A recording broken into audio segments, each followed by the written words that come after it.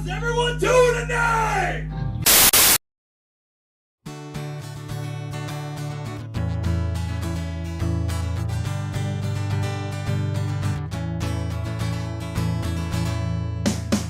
Joe won't give us a barbecue, but he will give you a podcast. So sit right back in your chair and have yourself a blast. This Wednesday night at 6 o'clock, I think you already know. Turn up the volume, enjoy the chat. Screw this! Why don't you tell them what it's time for, Joe?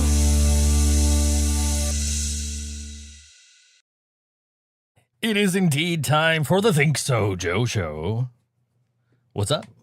I need to take this real quick.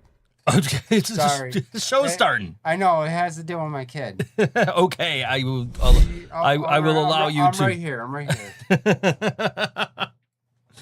He shows up on time, and now he's gonna take a. He's gonna do text messages. This is. Yeah, this is important. Okay, it's important. It's fine. It's. Yeah. Anyway, but yes, no, that's yes. Anyway, yeah, we took the week off last week because John nearly died. I don't want to talk about it. You don't want to talk about it. Yeah, I didn't know exactly what was going on until like you called me on like Thursday. You're like, you do a show? Like, no. You're like, yeah. So this is what happened.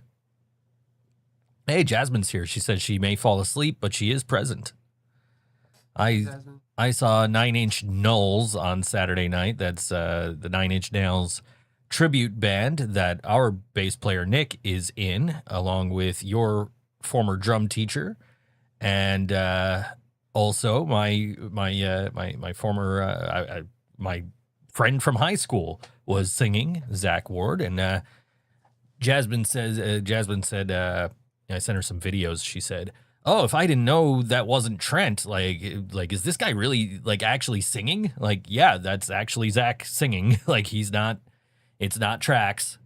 He's definitely singing." Which I commented on his post because he posted about it. I commented that on his post, and somebody else was like, not just him, but the whole band sounded exactly like 9 Inch Nails. Like, they were fantastic. Yes, Laura, John has a kid. If this were the Think So John show, It'd be pretty boring. It would be pretty boring because John's just sitting here texting right now. It's important though. We're gonna let him. We're gonna let him text. We're not gonna make fun of him for texting at the start of the show. Friend from high school. How you're 10,000 years old. Yeah, you know what's funny is so Zach had hair at this show. Like, he had a wig on. He played that Trent Reznor role really well. And I was going to ask him after the set, like, hey, man, how'd you grow that hair so fast? Because you're usually balder than I am. But by the time I saw him after the set, he had already taken the wig off, so the joke didn't make any sense. Like, I don't even think he knew I was there until... You think John's kid is called John with an H? No, it's not. It'd be weird to name my daughter John. Yeah, it would. Yeah, they were amazing. I was like very I mean, as soon as Nick told me like, hey, I'm doing this thing with Josh English and Zach Ward, I'm like, yeah, okay, I'm there. I didn't even care what it was. And then it's like, oh, it's a 9 Inch Nails tribute show. Like, yeah, okay, now I'm definitely going. They don't know if they're gonna do another one. I think they should, and I'm like, I got song suggestions, guys. So who knows? That'd be cool because they were phenomenal. They sounded amazing. They sounded like just like 9 Inch Nails. First thing John says to me when he gets here is, well, first of all, he talked about wrestling for like 10 minutes, and then he was like, why does Josh get a drum solo every time he plays? I'm like, Yeah. No, John, that's not a drum solo. That's literally how the song goes. That's a part of the song. That's why I got the video, is because I'm like, oh, here comes the drum solo. Like, let's see how Josh nails this one. Like, oh, yep, there he goes, nailed it. He always nails it. Of course he nails it. You know why? Because he practices. It'd be nice to have a drum kit at home. And we still say you should put one up there and just tear it down. Like, Don't say it. She might be watching. Yeah, anyway. She always tunes in late and tells us she's here. So, but yeah, no, I was, but yeah, everybody was just phenomenal. All the instruments, Zach just nailed those. Not only the Trent Reznor vocals, but also the David Bowie vocals when they did "I'm Afraid of Americans," which was a nice little touch. Yeah, practice. What is that exactly? Yeah, I don't know about that either. I'm not constantly surrounded by guitars in here or nothing. There's 3 of them literally within reach right now. I just changed the strings on my acoustic so it sounds fantastic.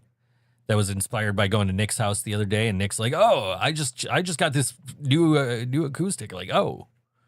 And he's like, "Yeah, here, play it." Like, I'm like, "Oh shit, this is a fancy motherfucker here." And then I was like, "Okay, I got to go change my strings cuz my shit does not sound like this." And now it does. My action is not as low as what he's got on his guitar, but it's pretty good. I still like it. That's why my guitar's name is Tony, is because I walked into Guitar Center. I'm like, I got this much money. Find me an acoustic guitar with a single cut. And they've handed me that one, and my brain just went, "It feels good." Like the Tony, Tony, Tony song. So that's why my guitar is named Tony, my acoustic guitar. Love the look on John's face. John's like half paying attention to what I'm saying. This one's Tony, my acoustic. Oh, there's 3 guitars and a bass in reach right now. And I can see Reese from here. She's parked at the food bowl, which is great because a few weeks ago she wasn't eating and I had to go spend $600. My mom spent $400 of that, and I spent the rest. But I had to go spend like over $600 to go find out why she wasn't eating, and then they gave her an antibiotic, and since then she's been fine. So it's all good. But yeah. So I've been keeping busy doing art. Playing my guitars and practicing music, and not really writing anything because my brain comes up with stuff, but I'm not home to like write it down, or like I should probably just open a voice app or something on my phone and hum whatever pops in my head when I'm out, but I don't. Which one here? Yeah, P. Possibly.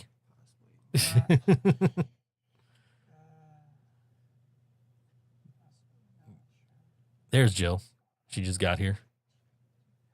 Yeah. John has been texting for the last 7 minutes since we came on the air. Like as soon as the show started, he's like, "I got to take this." Oh, she I know. texts me at the worst time. I'm aware.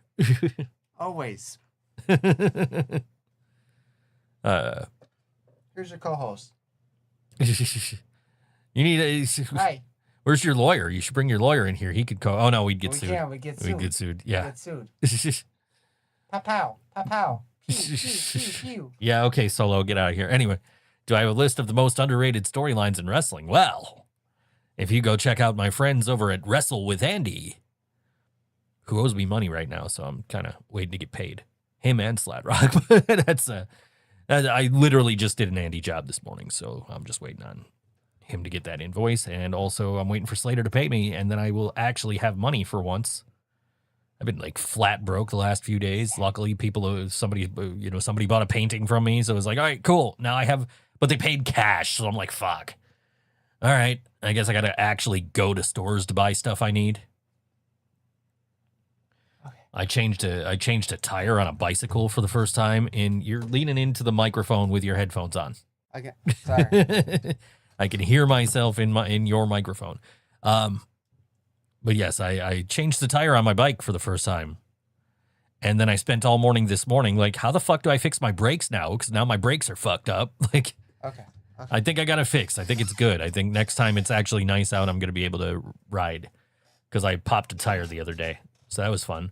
I had to go to the hardware store after I got the money for the painting yesterday to go buy a socket set, because I used to have a really nice socket set, but somebody lost it. Damn those people that lose stuff. I can't. I know, right? What is cash? Laura says, what is cash? Cash, what is that? Texting Jill, Jamie. Yeah. Great timing there. Right at the She picks the worst timing. John gets here on time. He's in the chair. We're having a conversation. The show starts, and John's like, I gotta take this. Hey, anything for my kid. So I gotta wing the whole first Anything 8 for my minutes of kid. the show. 'Cause You I understand. Believe me, I understand. She's number one. Yeah, for sure. As she should be. That's, my kid's number. We should film John trying to fix a bike. No, because then he'd lose my socket set again. Don't no. I could barely fix a what do you call one of those what am I used to fixing these days? Snowblower? Yeah, snowblower. That's the word. Oh god. If you want to buy one of my paintings, hit the shop, merch.thinksojoe.com. If You you need can somebody- buy the t-shirts. If you need somebody to fix your snowblower, you call me. Yeah, John and his snowblower repair business that he's Wait, got. we can go on next week. Shit. I headlined Town Ballroom. Town Ball, yeah, I was there. I just played Ohio last weekend. I was at the Town Ballroom show. It was a good show. I enjoyed it. You guys looked like rock stars up there. Yeah. Like like with the backdrop, like I the know. I was looking. video screen this in the is back. So cool. But I gotta pay attention. This is so cool. No. Imagine in 20 years' time, John's daughter introduces her boyfriend to John, and the boyfriend doesn't have tattoos. John would be disappointed. I don't think she's ever gonna have a boyfriend. What Fortunately. is everyone's opinion on Sansiderm? I don't even know what that is. You know what that is? So, since Sansiderm. you should call a bug person for that. I don't know. Yeah, I don't know what that Must is. be a big bug. It sounds like a skin cream or something. Skin cream. Nick John Gabriel Lucido always looks like a rock star. Yes, he does. He also looks like Casey Jones from the 1990 Teenage Mutant Ninja Turtles movie. Mm-hmm. I swear that man time traveled to be in that movie. There is no way those are two different people. Tattoo bandage. I've never used them.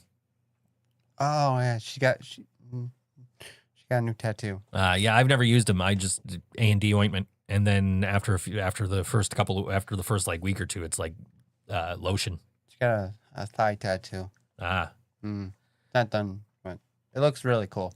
yeah. Yeah. I've never used the tattoo bandages.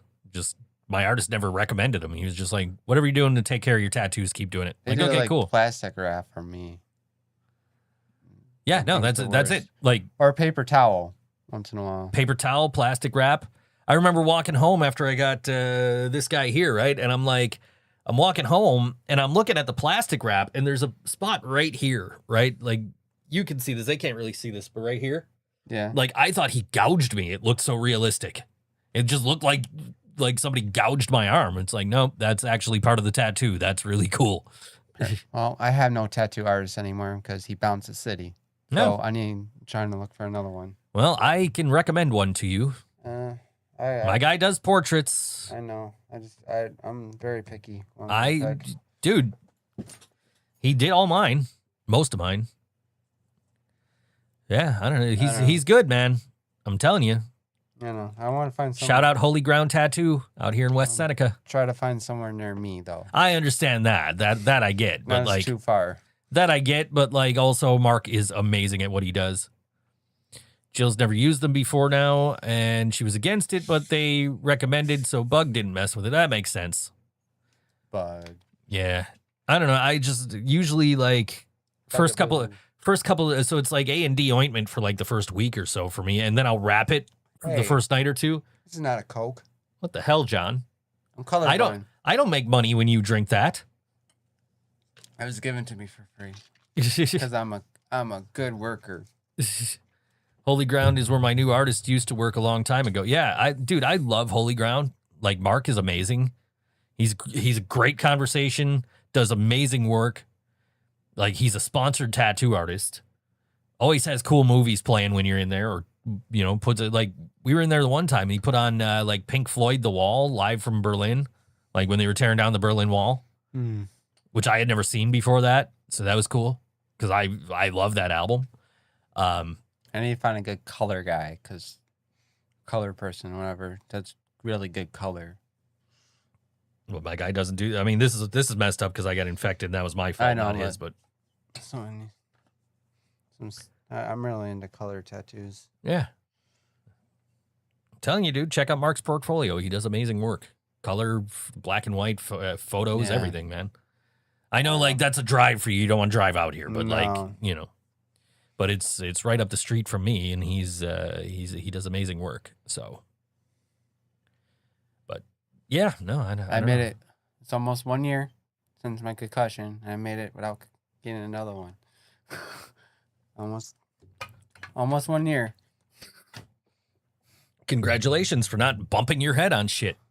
Wish I could say the same. I keep bumping my head on my damn Knock microphone. on wood. Then that doesn't happen. My ex was over here the other day, and I had to move my microphone so she wouldn't bump her head on it, because it's like, no, that thing, you're gonna walk face first into that thing. That thing's fucking heavy. Jill says, I've always gone to solo-owned shops. This was my experience at like one of those multiple artists. My first experience at one of those like multiple artist places. One of my favorite tattoo experiences was my last tattoo before I started going to Mark. It was at Lucky 13 in Canada, right off Clifton Hill there on Victoria, I think is where it is. And I think I've told this story on the show before, but like I was trying to find a place. I had gone to, saw a tattoo artist post an AI flyer advertising their shop today. Why do all those AI flyers look identical? It's like, dude, okay, let me finish the tattoo story. We'll come back to AI in a second. But so I got this one at Heads in Niagara Falls, Canada, and I was going to go back there for my second one. So what I wanted was my daughter's handprint, and I wanted the Mortal Kombat dragon, like kind of cookie cuttered out of it. Mm-hmm. And so I had I had my daughter's handprint on a piece of paper, and I had the Mortal Kombat dragon on a piece of paper, like printed out. So I went to Heads, like, oh, our guy's not going to be back for a little while. Like, all right, cool, I'll come back later. So I start walking up the strip. I see this place, Lucky 13. It's got flash art all over the side of the building. I'm like, nah, man, that's too hardcore of a tattoo place for me. So I just kept walking, right? So I get to this place. I've told this story countless times before, but I get to this other place. I walk in. I'm like, yo, this is what I want. They're like, okay, cool. Yeah, we can do that. And here's the price. I'm like, oh, shit, that's a really good price. I'm like, all right, let's do it. They're like, oh, no, we'll schedule you for next week. I'm like, okay, I'll think about it. Let me come back. So there's a place right across the street from that place, right? Walk into this place. I got the two pieces of paper. I'm like, yeah, I want this kind of cookie cutter out of this. The guy goes, huh? I'm like, I want this inside of this. What? I want you to do this, but I want this inside of it. Man, I have no idea what you're trying to say to me right now. I'm like, okay, thanks. And I walked out. I walked back to the place with all the flash art on the side, Lucky 13, right? Because I'm like, okay, you know, what the hell? Let's see. So I walk in, right? And the guy that's working there, the guy that's behind the counter, he's from Ireland. He is in Canada doing a tattoo, like doing tattoos in Niagara Falls, Canada for the summer. And I show him what I want. And he just immediately is like, okay, well, here's what we would have to do, right? He's like, it's going to have to be a little bit bigger because, you know, you're not going to get all that detail with it, you know, but it's so small you won't even notice it. Like the difference in size. Like, okay. And he goes, you're not going to get like fingerprints. Like that's impossible. Like, okay, cool. And he says, but, you know, let me draw it up for you. You know, go maybe check out the falls or something. Come right back. Like, all right, cool. I'm from here, so I'm not going to go look at the waterfall, but I'll go get a drink at 7-Eleven or something, you know? So went to the 7-Eleven, come back. The guy's got it all drawn up. He says, this is what I got. And he takes me in the back because I'm like, yeah, let's do it. He gave me the price. Like, it was a great price. So we go in the back, and now it's like, you know, like in hospital rooms, they got the curtains to divide the two beds. So you got your privacy, whatever, right? So they got that shit in the back at this tattoo place. Like, it's all curtains. There's no like actual walls. And the curtains are like open. You can have them close it if you want. But it's like, I'm sitting there. There's a girl sitting next to me getting a tramp stamp. And there's like a guy across from me and me. So it's just me and this girl just sitting there, like getting tattoos, like sitting next to each other, having a conversation. Talking about like, oh, you know, tattoos kind of feel like a sunburn once they start healing. Like, yeah, that's a perfect explanation. But it was actually really cool. Like you would think that I don't think they would do that like nowadays, like post-COVID. But like that was actually really cool to be able to just kind of like be a part of like a community of people getting tattoos at once. I don't feel like it feels like a sunburn. Try getting one on your chest. Well, Tell me how that fucking feels. That's a really bad sunburn. That's one you didn't wear sunscreen protection. That doesn't. That feels like 1,000 bees stinging you in the chest. I'm sure it does at first, but when it's healing, oh yeah, yeah. When you're getting it, yeah, it hurts. But when you're done, like it's basically like a sunburn. Get a barbecue tattoo. No, I think Brandon's right. He's on something. I like the way he thinks. Wait till you guys see what POTUS is doing this week. Next week, anyway, we're doing something. And I decided to allow barbecue to play a role in it. So that was how the place I was just out of the falls. A few different people at the same time. Yeah, I thought that was cool. Like girl next to me was getting her head inked. I think like that's so cool to me. Just like the open, like you're just hanging out with other people getting tattooed. You get to meet people. Get a Home Alone 5 tattoo. Yeah. Oh, that'd be great. Anyway, Rosie mentioned a tattoo place she saw with an AI flyer. Like, I would not. There is no way in hell. Like, I get AI. I get the use of AI. I don't like generative AI. I don't use generative AI. I'll use it for like, hey, I need to convert a whole bunch of file names, and I don't feel like sitting here manually changing dots to underlines or slashes to underlines or whatever. Like, can you do this for me? So I'll do that. Or like if I'm working on my bike, I'm like, hey, I don't know how to fix these brakes. What do I do? Like, I'll do that. Like, I won't do anything where it has to be like, where it has to generate an image or generate a sound. Like, I'm not going to make music off of it. I wrote a song off of AI once. That's the Navigating the Maelstrom. It wrote the speech. Gemini did. Back before it was Gemini. So I'm not going to sit here and be like, AI is fucking terrible. It's bad. But have you seen my AI photos from Joe? I have seen your AI photos from Joe. They came on one thing. Kind of fits. I would definitely do it, but I look like Sami Zayn. I would go for it if I had more hair and a beard. I mean, right now you look like Judge Doom. So hey, don't judge me. Anyway, I'm experimenting with my hair. Do it while you have it, man. Trust me. But I will say this: Caveman wasn't AI, says Jill. How did you pull that one off? Use AI to learn how to cook meats on a grill. How did you pull that one off, Joe? I'm amazed. But my point being, I would not go to a tattoo artist that is using an AI flyer to promote. If a tattoo artist cannot design their own flyer, they cannot be that good of a fucking tattoo artist. Use AI to learn how to watch Home Alone 5. Great. This is just going to be the whole damn show now. The two of Jill owns Photoshop. I don't. I do, actually. That's not that true. Explains it. So I canceled my Photoshop subscription because that shit was $25 a month just for Photoshop. And I was like, fuck it. Let me see if I can learn how to use GIMP. And now I use GIMP for all my art. So which is free and does all the same shit Photoshop does. It's a learning curve to go from one to the other. So I'm gonna have lots of time this week, and maybe I'll just watch Home Alone 5, and so she can let it go. You're gonna take one. She can let it go. You're gonna take one for the team, is what you're saying. Yes. Jeez, every other time we ask you to take one for the team, you're like, no, I'm not doing that. I don't have a choice now with stuff. I got nothing to lose now. Okay? I could do what I want when I want now. John, use AI to learn how to find an H. I'll learn AI how to find a girlfriend or something. Use AI to learn how to use GIMP. What the hell is GIMP? Actually. It's the program I use to make my art. Oh. It's Photoshop, but it's not Photoshop. Don't use AI to what? Learn how to find an H. Okay, no, that's never happening. Jill says, I must be grandfathered into an old plan because I think I pay $15 for like 6 Adobe programs. So I had like Black Friday deals and I was paying like $45 a month for all the Adobe shit.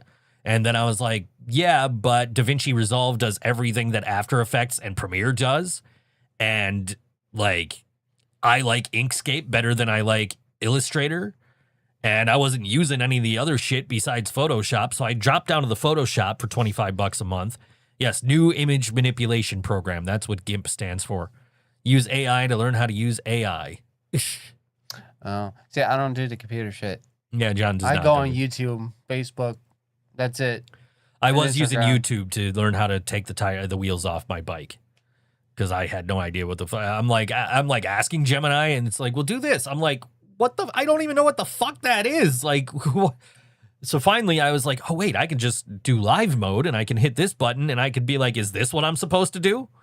Can't do anything. You just watch YouTube. Yes. I'll show you how to do it. That's how I lost my socket set in the first place, was because John was learning how to change a light in his car. How many punks did it change?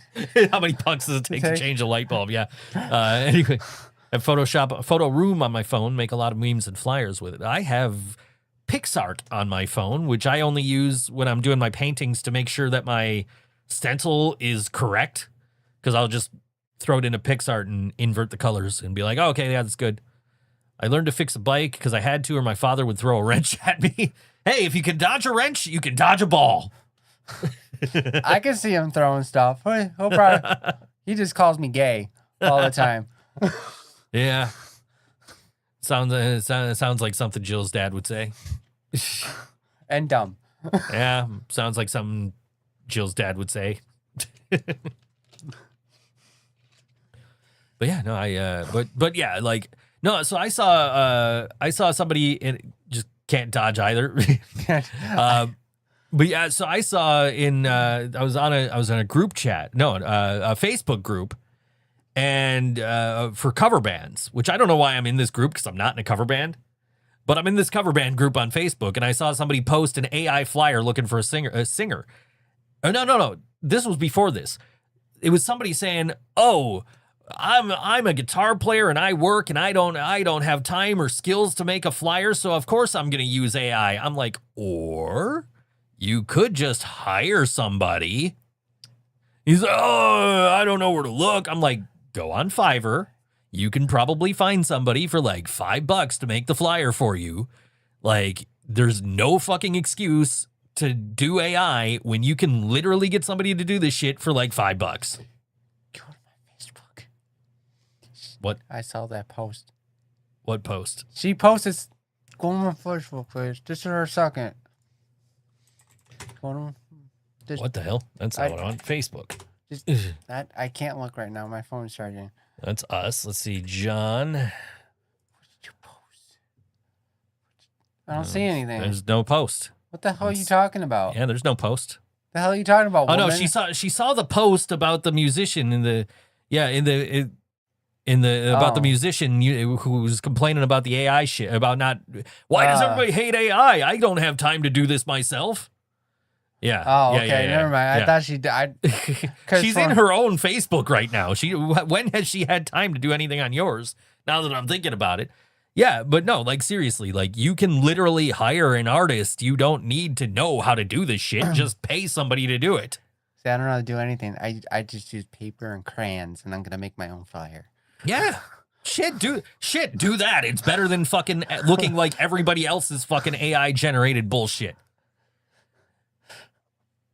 And before I knew about like the environmental impacts of AI and also like how much it actually steals from artists, I was like, hey, I need an idea for a flyer. And it would give me an idea for a flyer, and I'd be like, all right, cool. I'm going to take that idea and I'm going to run with it and I'm going to make it my damn self. We're doing that for XM crayons? Are we gonna do crayons? Crayons for the XM Priory flyers.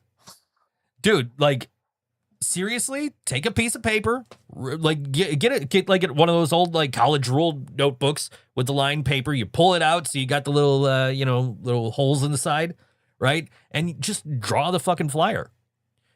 Or you could be like me and make that exact thing in Photoshop, which I did for what ultimately ended up being the John Stamos birthday show.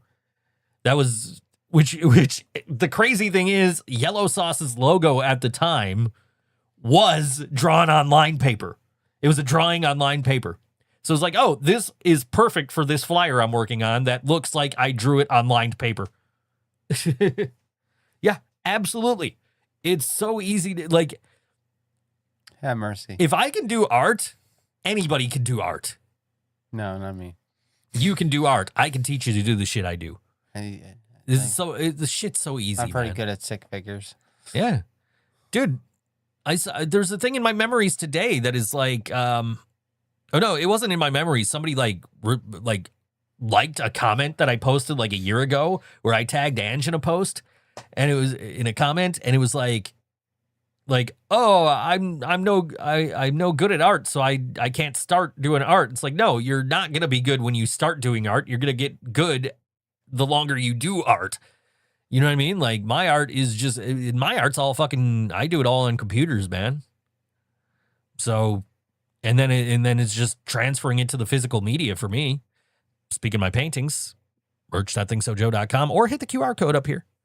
But also speaking of art, we're going to talk about some music. Yes, that QR code that John just did this at for some reason. John, I wish you were coming home tonight so we can draw up a stick figure crayon drawing for the next XM show.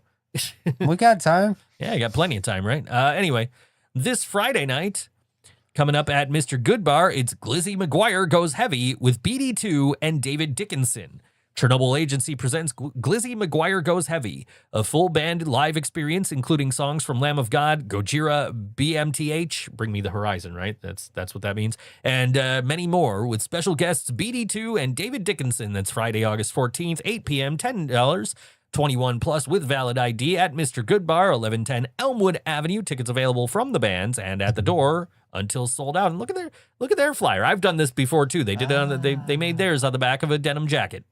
Nice. That was good. I've done it, but I made the extra step of making it look like they were actual band patches. But anyway, this is BD2, and this song is called Say My Name on All WNY Think So Joe Show.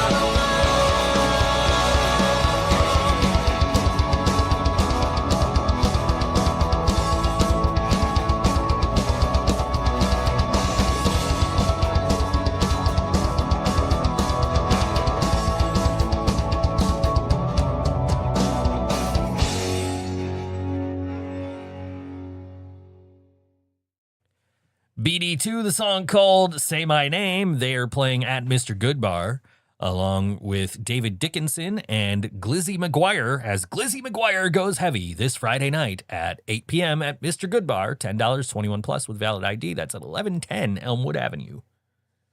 I haven't been there in a minute. Yeah, I haven't been there. I haven't seen Glizzy McGuire yet. Like, the dude from Glizzy McGuire, he's cool. Like, I met him for the first time at the last BD2 show. We've been Facebook friends forever. But it was like, oh, dude, like I'm sitting there watching BD2, and I'm like looking across the bar. I'm like, I think that's Felix. Like, so I walked up, like, hey, man, yeah. But yeah, Jill says, you guys got to do a stick figure crayon drawing for the next XM show because she remembers what your stick figure drum set looked like. I don't know if I've seen this stick figure drum set. Didn't really look like one. I'm sure it didn't. I don't know, man. I'm not great at drum sets either because like I'll doodle like, okay, so like if I'm buying a banner, like how, like if it's this wide by this tall, like how does that, like what's it look like if John's sitting in front of it? So I got to figure out how big a drum set is and how tall you are while you're sitting down. Like, I like a drum set where people can see me. Everything's lower than I don't like things covering my. Yeah, I don't know. I'm very picky in what I play, but like nothing's compared to the worst the drum set tattoo that I had on my chest. So I'm glad that's gone. Yeah, but it's not done yet. But I'm glad that's done. Yeah, I don't know. I can draw if I have like a how to draw website open or something. Like I used to go to like, what the hell was the website called? Like howtodrawdrawing.com or something like that. I used to go to and I'd be like, what cartoon character do I want? And you've seen those cartoon characters. Like every time you come here, they're my hallway. All the cartoon characters I got drawn up. And then the paintings I did off those, how to draw websites. Like I can't draw for shit. So that's why all my shit's done in Photoshop. Well, it was done in Photoshop. Now it's done in GIMP and Inkscape. But yeah, I think, and now I'm learning how to do those gel plate transfers, which I think sometimes come out pretty cool. Opinion question. How long should music be copyrighted? I mean, what is it now? Like 75 years or 100 years? I don't know. Whatever. You own music. You wrote the music. Like it's copyrighted. It's yours. I think until you sell it or whatever. And then somebody else has it. So I don't fucking know. Like I don't have a problem with copyright law. So I don't know. I just make the music. I don't write the laws about the music.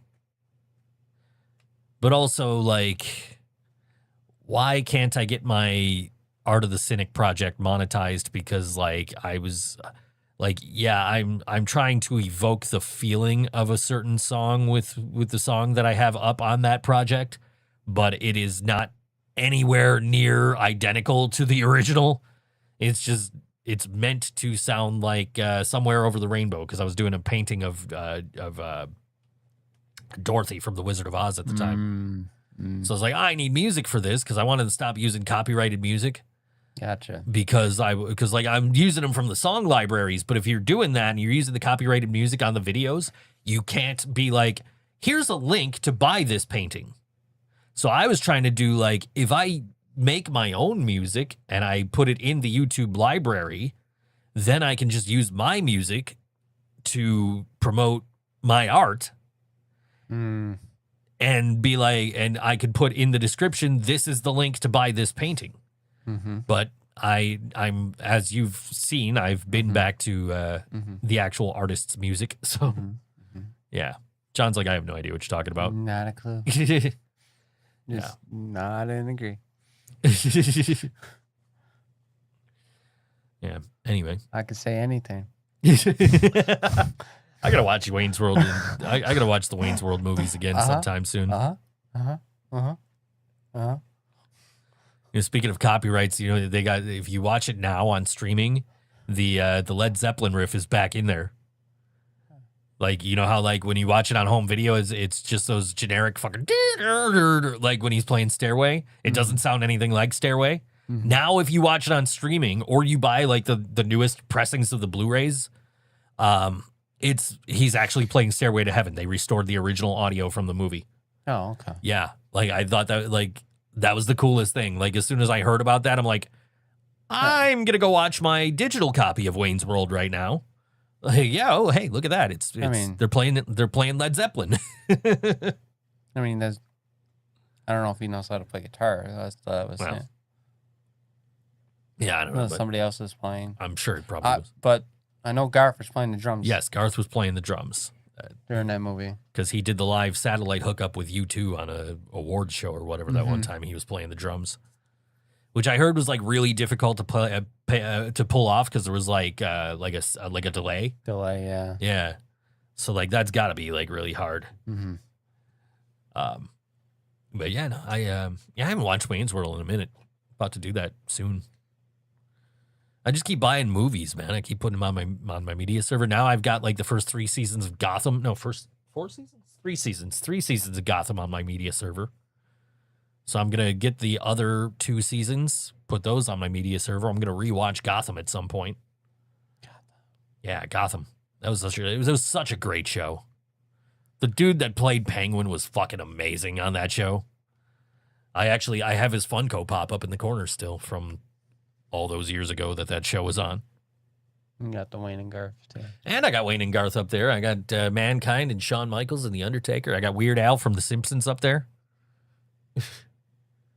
And then over there's a Macho Man and there's Pinky and the Brain. The Pinky one is signed. There's Kevin Nash up there. There's a Jack Eichel bobblehead for some reason. You're angry with me. You told me. You told her to invest in HD DVDs. JR on Raw just plugs Blu-rays. I warned you. Why would you listen to me? I warned you. That was the stupidest choice. Why would you listen to me? I warned you to go with Blu-ray. Like I told Axum, I know what Twitter is, and we went the opposite way when we did photos. Like I love that you can get anywhere ever that you've ever been. You can get to. Except for Tudor. And now you're good. Now you're good. And I figured it out. Now you're good. But yeah, like for the longest time, that was like the weirdest thing is like you can get anywhere if you've been there once, except for fucking Tudor. It's like, okay. Why would you trust the guy with the muffin that day? Fucking muffin. Why would you trust the guy with the muffin to show you where Tudor is? Yeah, the you muffin. People learn. Like I was late for Town Ballroom. They were so like they said 3:30 is the latest. I showed up at 3:37. Oh, Jesus, yeah, you showed up late. I found a spot at the door to the park. I just love that the chain was like, yeah, so 3:15 on Friday, right? And then we showed up at 3:30, and he pulls up right after us, like, yeah, I told you later. I told you earlier. That's what I told Exxon. That's what you got to say. Say it wrong time, and I'll be there on time. Yeah, what you gotta do. That's what happened for band practice last time. I'm a rock star, damn it. Yeah. I'm like Axl Rose. I show up when I want you, okay? But I make sure I do. I'm there for the set. I don't know, man. Last 2 times I saw Axel, he was on time. Yeah. Shit. I didn't. I literally finished an Axl Rose gel print, and like you called me immediately afterward, and I'm just like, hey, I just finished doing an art print of you. You're like, you did? I'm like, yeah, I just did Axl Rose on it. Yeah. Never gonna die. It's never gonna die. Nah. That's our way of keeping Brian alive. Yeah. Which I got a CD frame, like a frame to put CDs like I got for the records. Yeah. But the cutouts in it are too small. So it cuts off the outside edge of the CDs. I was putting Brian's CD in there, and I was going to put the They Live sticker that Nick gave me in it. Totally don't want to change the subject here, but it's about Brian. Uh-huh. I'm talking to Dan. We're at the show in Ohio, and then we look up, and then we almost shit our pants because there was a guy to the T that looked like Brian. To the T. I thought we were seeing a ghost, and he laughs like Brian, just smiling like Brian would do, and by the end of the night I had to go up to him. I was like, what the hell is your name? Because it was scary because he was the last band on the last band to go on, and he was playing bass. And he was acting like Brian on stage. I'm Tyler. Oh, man. It would have been scary if you were Brian, because you look like our friend Brian that passed away. Unfortunately. So you texted me that night. I didn't see it until the next day. I didn't see your text. Because I was scary. I was like paying attention. I was at Nick's show, and I was probably just swiping off texts. Like, I'll read those later. I'm trying to fucking shoot video here. Because I was at Nick's show they were doing the 9 Inch Nails thing. So yeah, which I gotta say, the last 2 weeks have been amazing because like at your show before I left, like all of POTUS was there, and Dewey, like we're all standing together. Dewey just goes, "Looking slim, Joe." I'm like, thanks, man. I appreciate that. That's like, I don't see it. I know I'm losing the weight. I know I'm thinner, but like, it's, it's nice to hear it. And then at Nick's show, on Saturday at the 9 Inch Nails show, Nick's brother, Chris, he was like, dude, I saw you riding your bike like a month ago. And like, you look amazing, like almost unrecognizable. You really slimmed down. Like, oh, cool. Yeah, it's like I'm glad people notice. Like I was 231. I'm 201 right now.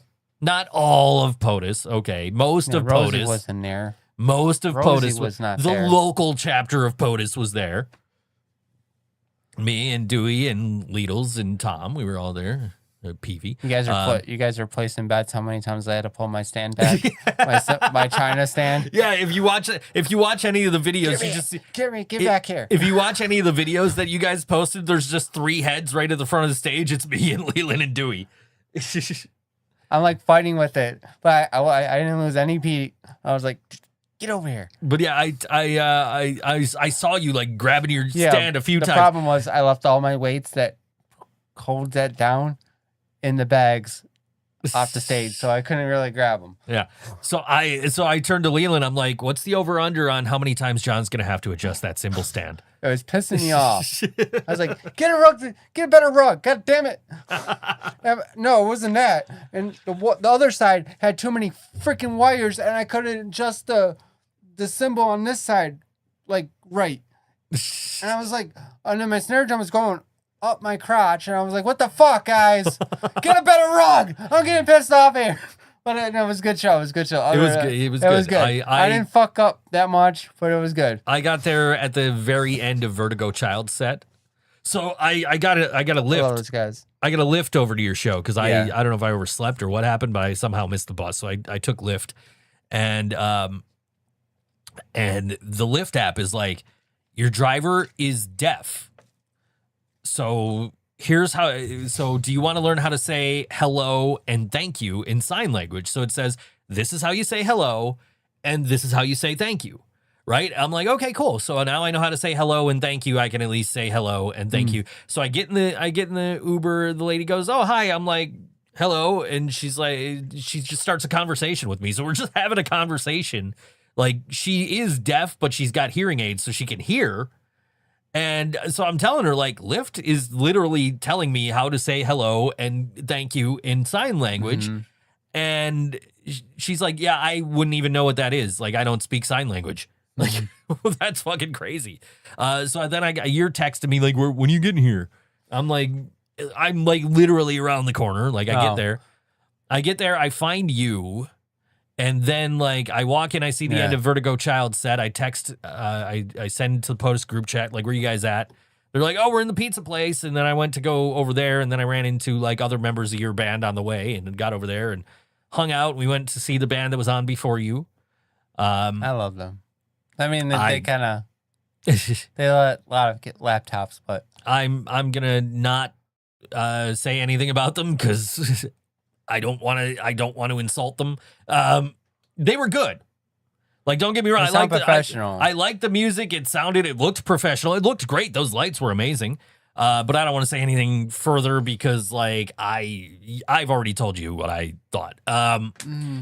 But I don't. So I don't want to, like, knock them here. Like, it's not that they weren't good. It's just I had an opinion about them that I don't want to, like. I don't want to start a whole thing. But yeah, It's so very post-hardcore, like very. Yeah, so I watched them, then I found Lisa, and Lisa and I chatted till you guys started. I went up front with Leland and Dewey, and we watched your set, and yeah. And then Lisa disappeared on me. Like, I was going to walk her to her car, and I just turned to, like, be like, oh, I'll walk you to your car, and she's, like, fucking already gone. But, yeah. John, you were visiting Mars for 5 months, but you can only take 5 items. What items are you taking?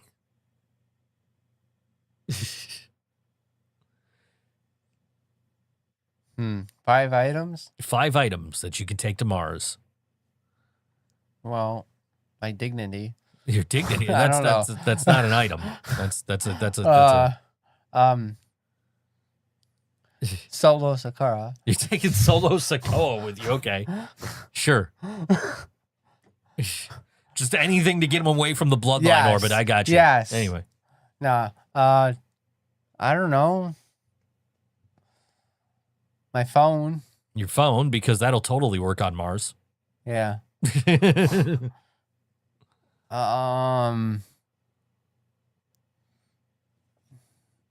Tater tots. Tater tots. Okay.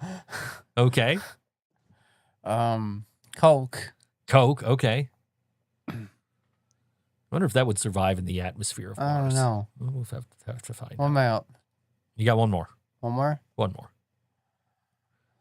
So you got Solo Sokoa, your phone, which is totally going to work on Mars. You're getting tater nightlight. tots. Your nightlight, because you're totally going to find electricity on Mars to plug Yes. that in and Yeah. and run it. Okay, cool. Yeah. That's what John's Moving bringing to on. Mars. Hey Google, would Coca-Cola survive the atmosphere on Mars? A sealed Coca-Cola would likely survive the Martian environment. Oh, it would. The contents would be under extreme stress. Contents under extreme stress. In an atmosphere with very low pressure, the carbonation in the soda would cause the container to expand significantly or potentially rupture. Uh, Additionally, the extreme cold on the surface would cause the liquid to freeze solid, which could also compromise the seal of the bottle Oh. or can. it says it would survive, but it would also like expand the bottle and the bottle might burst. Dude, you know what? I got to put a microphone on that thing so when we talk to it, it actually like you can hear it. Looks like John likes to sleep on rocks because he's not bringing a bed or a sleeping bag or a mattress or a pillow or anything. Who Like, needs that? I don't sleep anyways. I'm always out working. I would say that I don't sleep either, but then there's somebody watching the show that might disagree with that. But yeah, I especially after I took a nap earlier. Like I woke up, I took my bike out around the block and like was like, oh, my brakes are fucked, and I had to fix my brakes. So I fixed the brakes, and then I was like, fuck it, I'm going in the house. And then I set up for the podcast. I did all the promo for the podcast. Then I took a nap for an hour. And then I was like, all right, I guess I got to get up and clean the studio and get ready for John to come over. And then as soon as I was going to go outside and wait for you, you were walking in my door. Mm-hmm. Oh, cool. I don't have to go anywhere. Did Not running, walking. did you find a parking spot? Good parking spot this time? No? Still no? Yeah, no, you keep having to park down the block. You should ride a bike here. You can just park next to mine up on the porch. Ride a bike from all the way from Middleport to here. Yeah, why the heck not? I'll see you in 4 days or 3. I don't think it would take 4 days. Hold on, let's see. Let me see. Let's figure this out. If I go on No maps. way. I'm not riding a bike up there. Let's figure out what's your. Don't say it on the air. No. Yeah, no, never mind. You're in Middleport. Let's see, Middleport.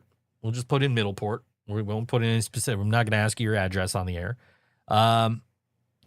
It's a 3-hour and 17-minute bike ride from here. It's only 39 miles. Not happening. Dude, I regularly do like 12 miles. That's only like 3 times that. 3 hours. No way. 3 hours and 17 minutes to get here by bike. Yeah, that's never happening though. Yeah. I don't even own a bike. I can't even say that's why you're fat because you don't have a bike. No, but I'm not even fat. exactly you're still skinny. Me, on the other hand, I'm like riding this bike like every day. I gotta lose these next 2 fucking pounds, get below 200. And, you know, I got everybody like, well, the scale doesn't matter. I know the fucking scale doesn't matter, but do you know how cool it's gonna be when I'm below 200 pounds for the first time since like high school? Today, the prediction was we were going to lose gravity for 7 seconds. Oh, I saw that. Never happened Yeah, of course it didn't happen. That's physically impossible. because the Earth core would explode. That's what keeps it together, the gravity. It keeps it together. If anybody's familiar with the XKCD comics, the author of those, Randall Munroe, has 2 amazing books called What If? And that is actually one of the things that is in one of the books is what would happen if gravity stopped. The core. So yeah, We would be those are dead. those are fantastic books, by the way. If you get a chance to check them out, go see if they've got them at your local library. I'm just sitting in my car. Well, if it happens, I'm fucked. John, when's the last time you were in a local library? Oh. Oh, shit. 1998. True story. I bet. I was in the library last year, I think. Like, it was raining, and I was like, oh shit, I should probably get inside. And I was right by the library, so like, I'm gonna go in the library. And it was like, oh shit, they have like a maker space here. No, at the high school library. I was Yeah. maybe like 19. That was like 2007. The library downtown's got like a maker space with like 3D printers and fucking laser engravers and shit. Like, that's cool. Are we talking about public library? Or? Yeah, the public library. Oh shit, man. Yeah, that would be yeah, that would definitely be in 1998. When the internet was like new, which was probably around 1990. I was always hanging out at the library. I was- I'm really gonna do that. I was always hanging out at the Niagara Falls Public Library and Yeah, like that, online, that was the one I walked into. looking up guitar tabs and shit. I got a story about the Niagara Falls Public Library. I think I got time to tell it too. There's 2 minutes.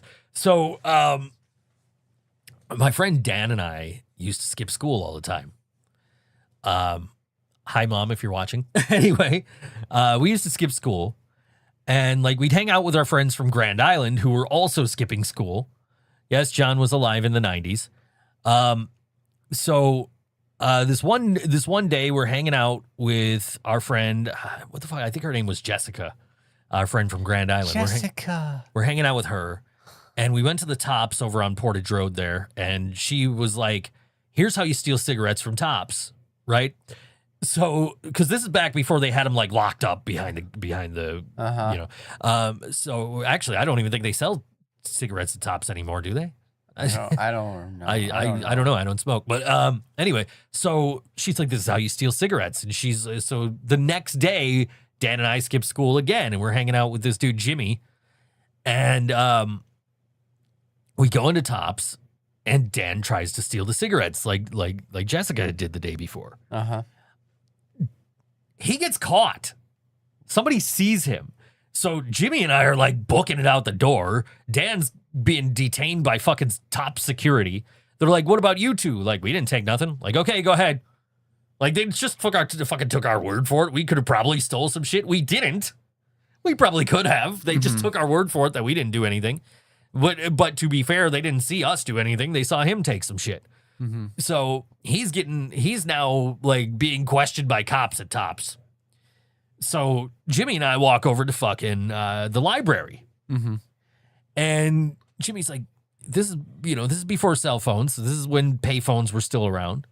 Like, you can find them everywhere. So Jimmy's like, you got a quarter? Yeah, sure. Here's a quarter. He pulls out the phone book, looks up Dan's last name. Is this Dan's place? Like, yeah, that's Dan's number. He's like, cool. Puts the quarter in, calls Dan's house. Dan's mom answered the phone. He's like, hey, is Dan there? She's like, no, he's at school. He's like, are you sure? And I just hear her on the other end, like, he damn well better be. And then we leave the library and we're walking back towards the school for some reason, because that's the smart thing to do when you're skipping school, I guess. And we just see all the fucking cop cars out there. Fucking Dan's getting loaded into one. I was like, God damn, man, what the fuck? Anyway, that's my Niagara Falls Public Library story. And coming up on Saturday, it is the Village of Lancaster Porch Fest 2026. And since I have no fucking way to get to Lancaster, I'm not going to it, so I'm not sitting here and reading the entire fucking lineup of who's playing on this show. You guys can actually go to, there's a website somewhere, Village of Lancaster Porch Fest, blah, blah, blah, what is it? LancasterPorchFest.com. You can go there and get the lineup and all the schedules and everything. This band, they are playing, I probably should have put down when they are playing at this, but I didn't. But they are playing at Lancaster Porch Fest. I'll look it up during the song break, and we'll tell you what porch to catch these guys on when we come back. But this is Little Liar, and this song is called Killjoy on All WNY. Think So Joe Show.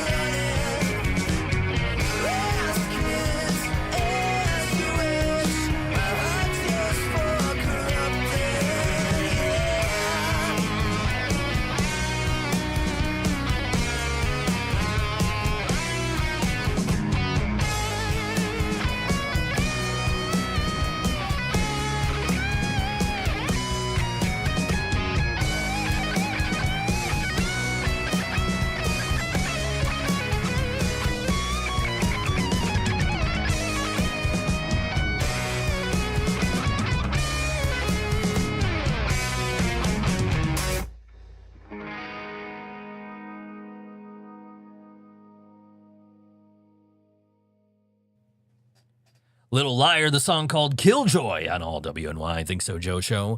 They are playing, where are they? Little Liar. 35 Park Boulevard, Lancaster, New York at 2 p.m. on Saturday as part of Lancaster Porch Fest, which I hope is a lot less spread out than like North Tonawanda Porch Fest or even South Buffalo Porch Fest. Or even Elmwood Porch Fest. Like, I love Elmwood Porch Fest, but like some of those stages are like miles away from the rest of the fucking shit. So we're talking about this. We were talking during the song break about the guy that is now He's saying he got banned from Walmart because he was buying stuff for people, like doing good deeds. He's saying he got banned from Walmart for that, which is not true. Mm-hmm. My understanding is he got banned from Walmart 6 years ago for jumping up on a conveyor belt and pouring milk all over himself. He's a little out there, but he's trying to make a world a better place. I understand that, but like, if you're banned from Walmart, of course they're going to call the cops on you for being at Walmart. Mm. But yeah, he says I don't know. He's but rich, also, but he's trying to give back to people. Also, people can change. And then he did. I feel like he did. This is what I'm saying. Like I'm going to give him this. People can change. So yeah, he's got a lifetime ban from Walmart, but should he have a lifetime ban from Walmart just because he did something stupid 6 years ago? Is he going to go back and do it again? It doesn't sound like it from what he's claiming he got kicked out for. Which, again, that's not what he got kicked out for. He got kicked out because he wasn't supposed to be there in the first place. So he was trespassing on Walmart property, which is illegal. So he didn't get kicked out for doing good deeds. He got kicked out for being a jackass 6 years ago. So whatever, but like I said, I didn't know what he did 6 years ago, but yeah, this is what I just seen his recent videos, how he helps people out. Yeah, I mean, I saw the headline yesterday about like, oh, he got kicked out of Walmart for buying things for people, and then I saw this morning somebody had posted like the real reason he was actually banned from Walmart and therefore kicked out every time he goes to Walmart, or supposed to be kicked out every time he goes to Walmart.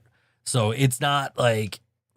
So I'm not justifying, kick this dude out of Walmart every time. Like, I think, I feel like given what he's doing now and he's doing good deeds for people. Maybe he's grown up. Maybe he's not going to jump on the conveyor belt and pour milk all over himself. I mean, he's a stand-up comic, so. Sure. But if you're banned from Walmart, you're not allowed to go to Walmart. That's the whole situation here.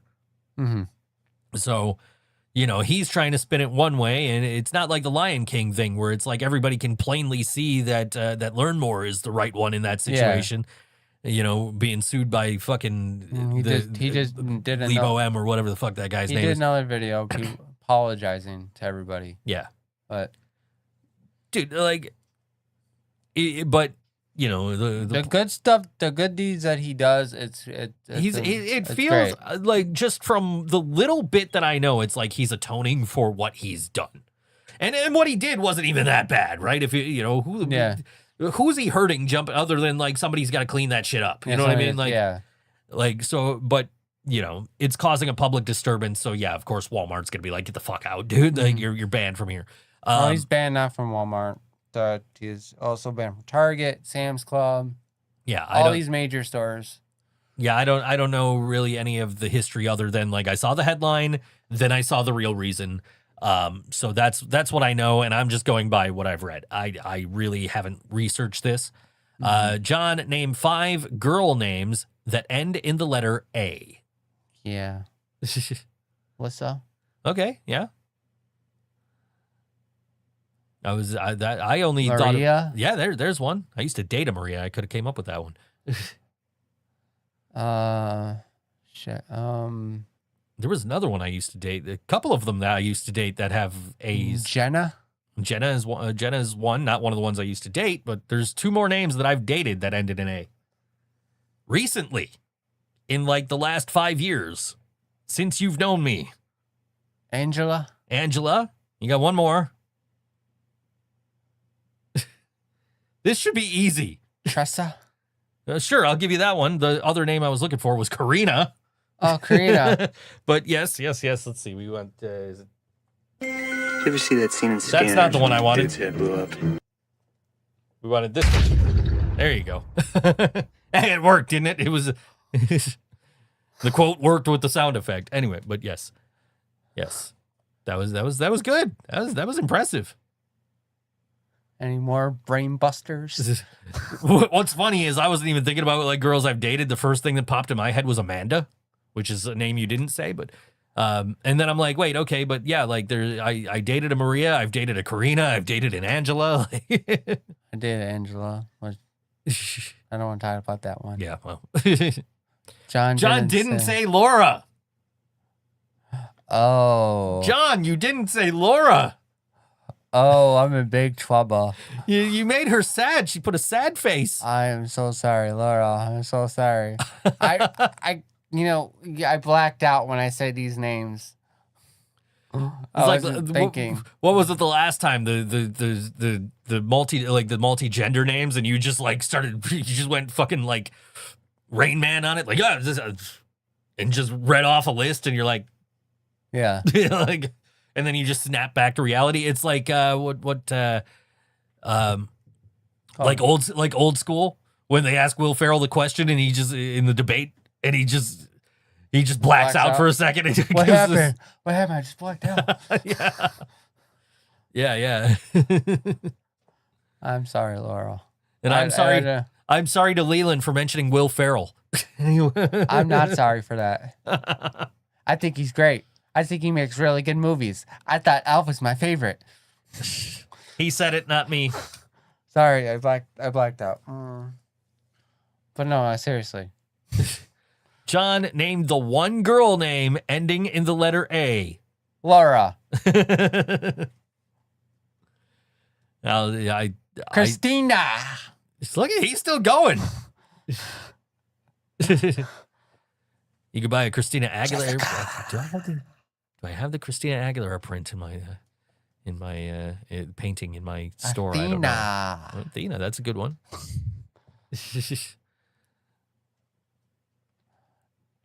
I feel like he's got another one brewing. There you go. She said, yeah. Yeah, the double explosion there. Yeah. But yes, anyway. Tessa. You already said Tessa. His brain's now going in reverse so he could get back to being John. Anyway. Yes. I can't think anymore. My brain hurts. His brain hurts. He's going to ask the magic 8-ball like the 8-ball is going to give him the answers. Tell me I'm going to be rich one day. I can't see it. Let's see.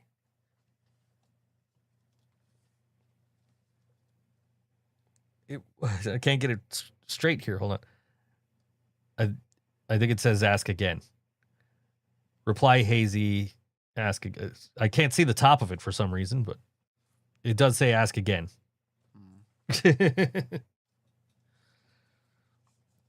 But am I ever going to watch Home Alone 5? Will Joe ever watch Home Alone 5? That's the question. Yes. It says yes. The 8-ball has been wrong the last 3 times we've asked it something, so. Yes, he's going to watch Home Alone 5. I'm totally not going to watch Home Alone 5. Hey, I just got paid. Cool. Now I have money. Now I can repay myself for the money I've just spent because I had to take the shit out of out of savings to fucking buy some shit. Anyway. Yeah. I had to buy some props for the POTUS XXX thing that we're doing next week. It's going to be cool. Can't wait to do it. But yeah, POTUS Triple X, not Triple H. POTUS Triple H. Triple H is going to be at your show? This is awesome. Triple H will not be at my show. Anyway, POTUS XXX is playing the Roaring 420 Lounge right next door to Tudor Lounge. That's on the 28th. That's a Friday night. I came to your show. Uh-huh. You better be at my show. I gotta check my calendar. Nick's coming. I know. He was like, I saw the price and I'm like, why is it so much? And then I'm like, oh, it includes all the weed. Oh. Yeah. And how much is a ticket? I don't know off the top of my head. Dewey, are you here? How much is a ticket? Use the money to watch. Yeah, well, use that money to watch Home Alone 5. No, I cannot. I have to pay myself back for the shit that I've bought because I had to take it out of fucking savings because I was like that broke. Like I need to get paid. But, you know, I just got paid some of it. So I was like looking forward to this week too, because I'm like, I get paid and I don't have a shit ton of bills to pay. So I think I'm good. And then it was like, I'm just waiting to get paid still. So, because one of my clients will do this thing where he's like, yeah, expect the payment in an hour and then I'll get it the next night. Like, and only part of the payment. So it's like, all right. And then he'll pay me the rest the next night. But it's like, man, like, all right, I could use this money right now, but I'm not sweating it because I have cash. If I need food or something, I'm good. I'm good on food. But like, if I needed food or something, I can just go to Tops, which they're doing all that fucking construction on Seneca Street now. So that was a pain in the ass trying to go to Tops yesterday. Because we went to,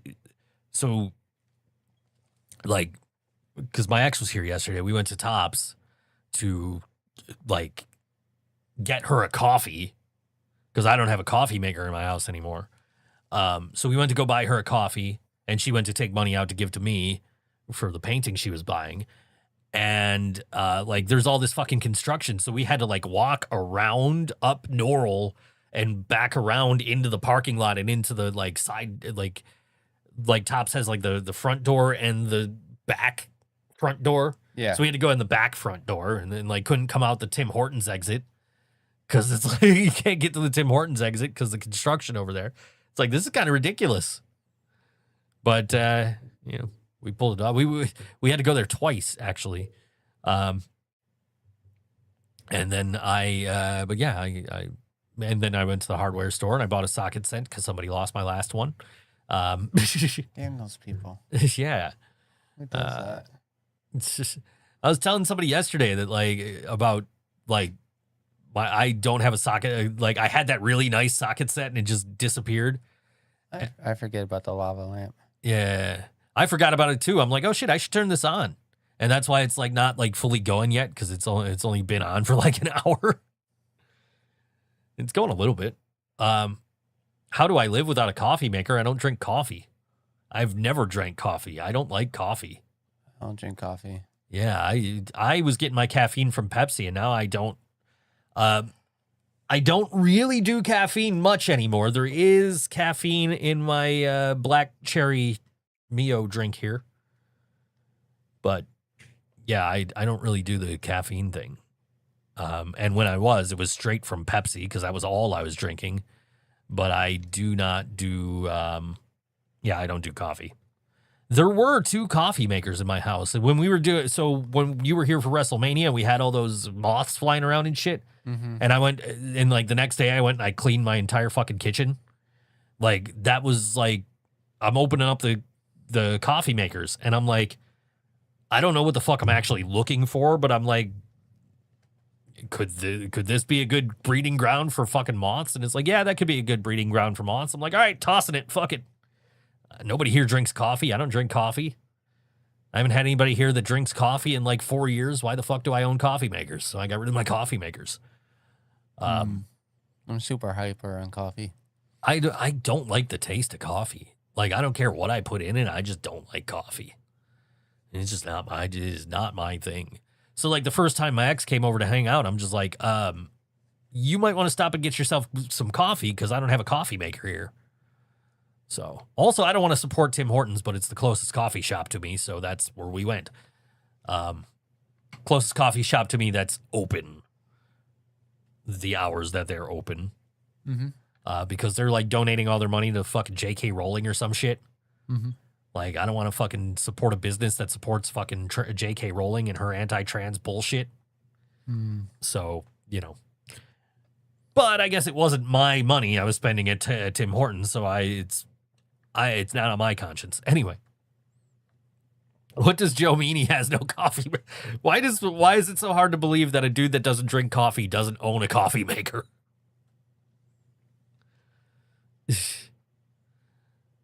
John, should the Tetris return? It doesn't work. I forgot all about that. It's down there. It just doesn't work.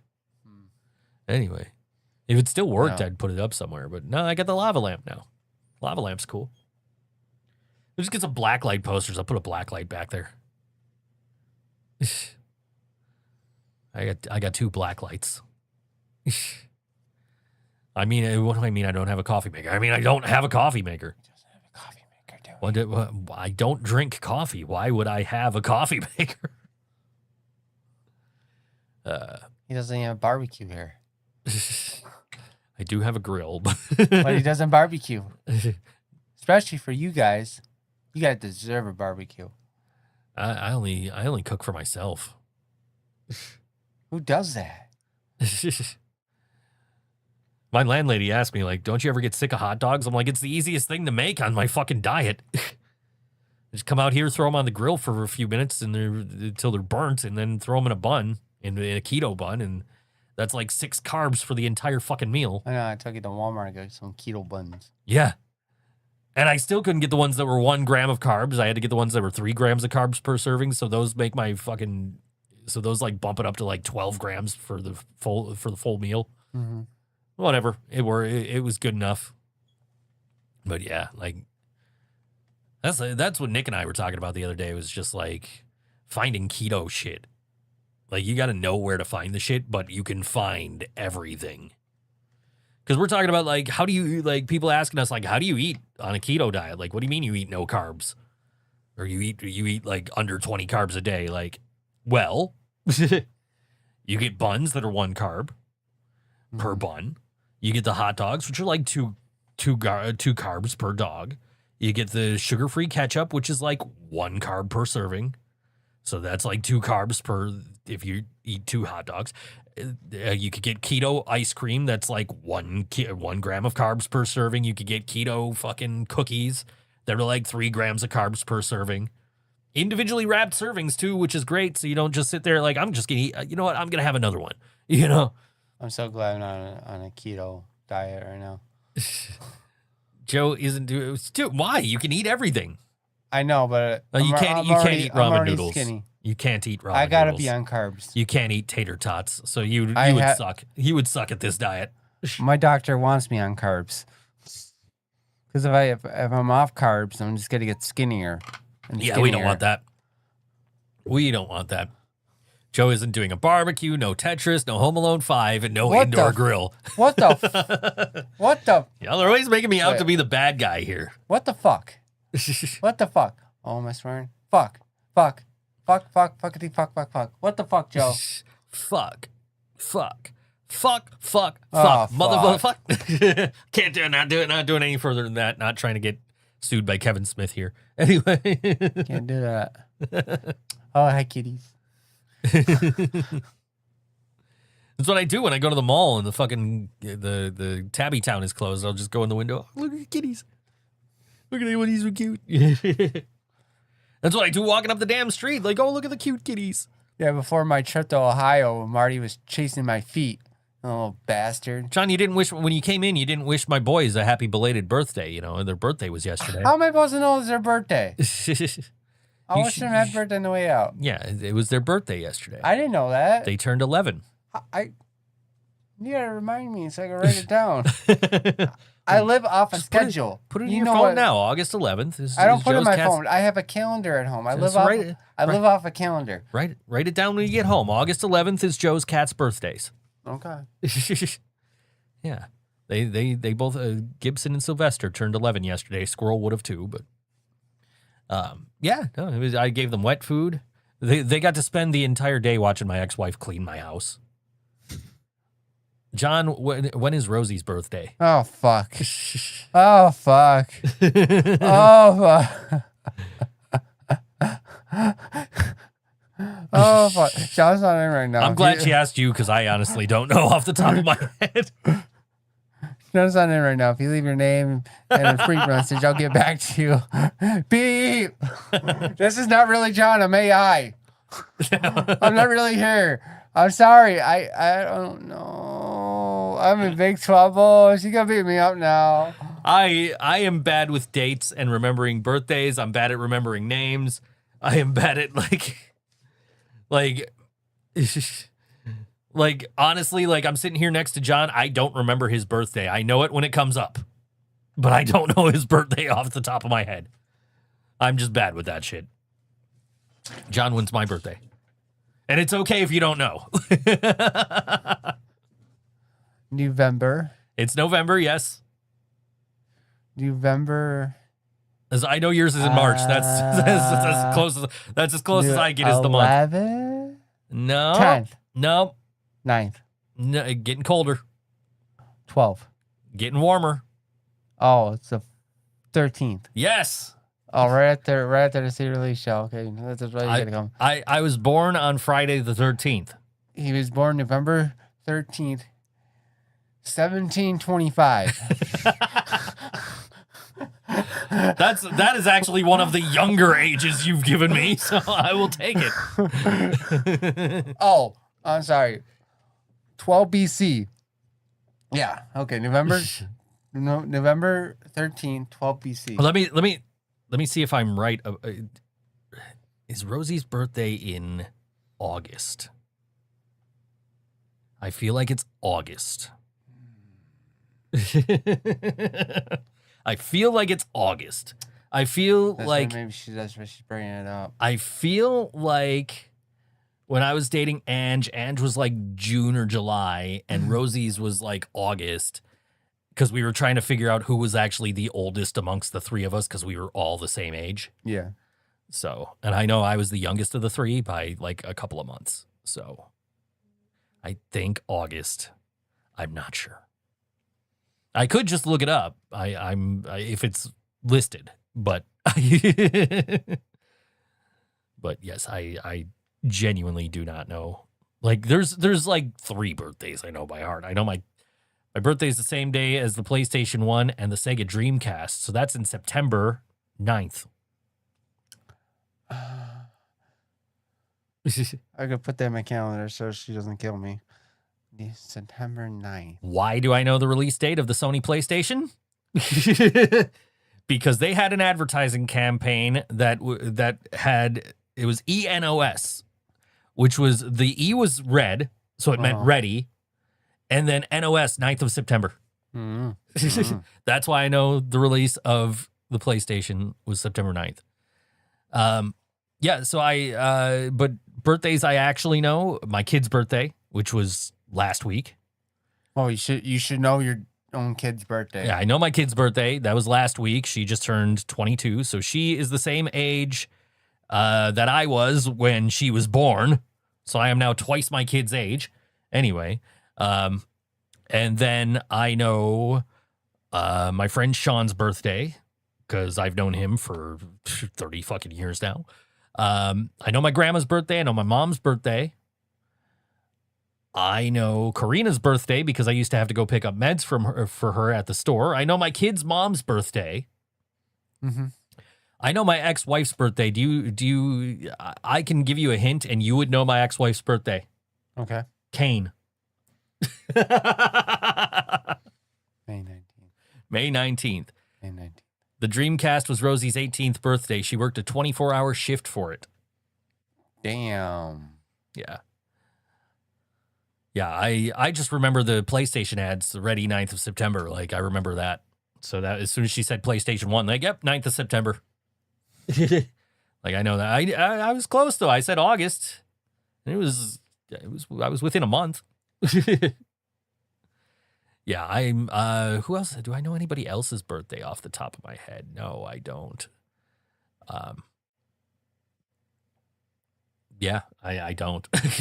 I know Whoopi Goldberg's birthday. When's that? Same day as mine. That's why I know it. There's like her and like somebody from the Yankees, like who used to be a coach for the Yankees or something, has the same birthday as me. But yeah. Grant from the Dreadnecks. I know his birthday because he was born the same day Karina was born. Yeah. I know my friend Katie's birthday because she would always remind me to beware the Ides of March. Mm-hmm. And I also know when Smile Empty Soul is coming to town next because they are playing this Saturday night at the Evening Star Concert Hall in Niagara Falls, New York, 8810 Niagara Falls Boulevard, along with Static Affliction, Tokyo Monsters, City Divide, that's my favorite ska band, and Acoustic Distortion Disorder. Raise your hand if you have opened for Smile Empty Soul before. Really? You're one of the few people that's never opened for Smile Empty Soul? No, I opened up for other big bands. Smile Empty Soul was the first big band I opened for. It was actually like 12 years ago. No, it had to be like at least 16 years ago. I only know one song by them. I know a few. And like they were cool. I just remember Sean, the singer, like, where can I get some weed? But anyway, which he's playing in Niagara Falls. There'll be plenty of places for him to find some weed, I'm sure. But Saturday, 5:30 p.m. Evening Star, we're going to play some Tokyo Monsters right now. This song is called Tequila Mockingbird on All WNY, Think So Joe Show.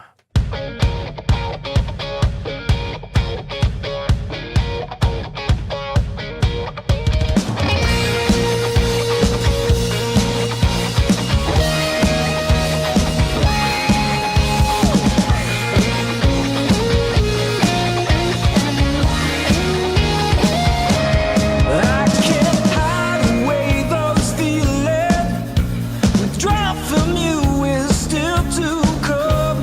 My heart is yours for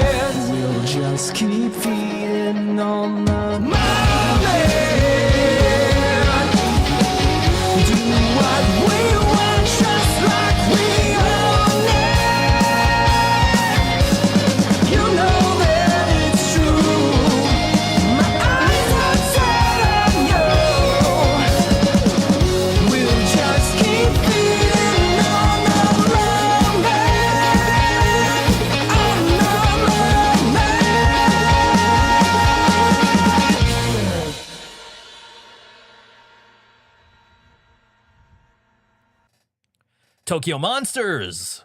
That song called Tequila Mockingbird. They are opening for Smile Empty Soul and Revis with Static Affliction, City Divide, and Acoustic Distortion Disorder this Saturday night, 5:30 p.m. at the Evening Star Concert Hall, 8810 Niagara Falls Boulevard in Niagara Falls. Yeah, I opened for Smile Empty Soul. Had to be, I want to say 2010. This is at Broadway Joe's. It was my first time ever being in Broadway Joe's, and my only time ever playing at Broadway Joe's. We were opening for Smile Empty Soul and Edison. The other bands on the bill were 5 Point and 6 Pin. So I was like, we should change our name to like 7 So Brain or, 4 So Brain or something, because we're on the bill with all these other number bands. And what we found out when we got to the venue was that the bass player for Smile Empty Soul had injured his back the night before and would not be playing the show. So we opened for Smile. So they still played. Sean and the drummer still played. They did an acoustic set, like completely impromptu, like unrehearsed acoustic set. They were taking requests, and it was like the coolest thing. And like I got to open for that. And then years later, I don't remember how this came up, but I ended up talking to somebody on Twitter who was at that show. Like, how cool was that to, like, we weren't expecting an acoustic Smile Empty Soul performance, which I do believe XM Priory has opened for Smile Empty Soul on Smile Empty Soul's acoustic tour, doing an entire acoustic set. So, which I do believe I have on CD somewhere. I was not at that show, but I believe they recorded it and put it out on CD. XM did. I'll also be doing one in November sometime. Oh. Should I find a singer and I can open for you guys? No, it's like at like a family friend's party. Okay, yeah. We were supposed to do that one in December a couple of years ago, and the weather was shitty, so Jill and I couldn't do it. It was gonna be me and Jill, and we had all these cool cover songs lined up and shit. Like it was a cool set. It would have been a lot of fun. Yeah, I'm gonna make the call on that one. Yeah, Fortunately. Yeah, like the weather wasn't even bad here. It was just bad where you guys were. It was like, fuck. Like, all right, no problem. Like, yeah, be safe. Don't drive out here to get me and then drive to Niagara Falls and then have to get stuck somewhere again. Like, don't do that. Yeah, because Niagara County is worse than Erie County. For whatever reason, which never happens. It's always worse here, especially here. Like here. I like couldn't South see Buffalo. in front of me. Yeah. At that time. So it's like, yeah, I'm not coming. You know what's crazy is the night after that snowstorm you guys got stuck in, like where I had to walk like the half my fucking block with my gear in like 2 feet of snow.